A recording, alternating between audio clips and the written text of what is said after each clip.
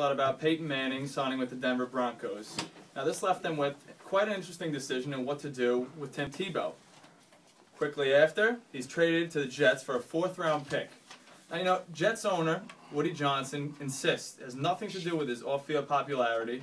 It's not a publicity stunt, and it's strictly a football move, adding that he brings flexibility, versatility. And, you know, I got to agree with Woody, man. I mean, he's a great athlete. It's a nice change of pace, go to the Wildcat formation. And, you know, most importantly, Tim Tebow brings a lot of character to the game and a positive attitude, and that's something the Jets could really use in that locker room. I couldn't agree with you more. I think that Tim Tebow is a tremendous person. He's obviously very involved with his Christian faith, and that's just one aspect of it. However, I think he's a good football player, yes. However, you're going to bring him into a locker room in which all this turmoil occurred at the end of the year with the chemistry and the quarterback and everyone was targeting Mark Sanchez. About a week and a half before this whole trade, they turn around and they give Mark Sanchez a 3-year, $20 million contract extension, basically assuring that he is the quarterback and he's not going anywhere. They bring in Tim Tebow, and I think nothing against Tebow, but I think that this is a very bad move for the Jets. I completely agree with Joe Namath. I think this is a publicity stunt. You know, you mentioned Mark Sanchez, and I want to talk about the message it's sending to Mark Sanchez. I mean, you give him that extension, and, you know, he's known for his struggles, especially early on in the season. The second this guy struggles, you know, just as well as I do, New York fans are going to go crazy, screaming for Tebow. I mean, that's just not good.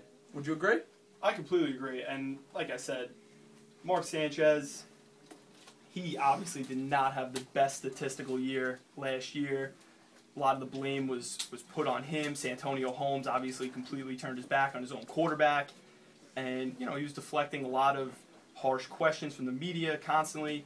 I think I give it 3 consecutive bad passes, and Tim Tebow will be chanted for 100%. Yeah, that's being pretty harsh on the guy, but I'm going to throw some stats your way and you give me some feedback. I mean, the guy's 7-4 record as a starter after the Broncos season was in doubt.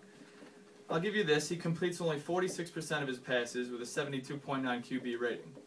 But the guy threw 12 touchdowns and only 6 interceptions in 11 games, and not to mention ran for 660 yards with 6 touchdowns. I mean, I don't see how it could be looked at as a bad move. I view Tim Tebow as a winner. I do. Even his collegiate career, he proved he can win games. He won the Heisman, all that. However, you bring your 46%, passer completion rating to the New York Jets, in which, the New York media will be all over you. And I think, like I said, he's a good football player. He'll run the Wildcat, have a couple of rushing touchdowns. I don't think he's a very good fit for New York. And like I said, from the non-football aspect, I think just as the chemistry goes, I just think this is a big, big mistake for New York. All right, how about we'll continue this discussion down the road? I think it was a great discussion. And everyone in New York is talking Tebow and will be talking Tebow for months to come. Great job, Dan and Mike. Thank you. Dan and Mike, great job. Just a real big shout out to our friend Kevin Bone Ryan listening right now. Thank you so much for listening, Kev. All right. Thank you. We're going to take our final break of the evening. And after the break, I talked to him during the last couple of weeks. Rocco has a big surprise for everybody. It will be unleashed after the break. And then, how about some more music from Benoit? Yeah, 2 songs. All right. So Rocco's coming up with a big surprise for all his fans after the break. What will it be? We'll have to tune in after the break. This is Halftime Howie coming to you live from the studios in Babylon, New York, on Long Island's first and oldest radio station, 1240 AM, WGBB.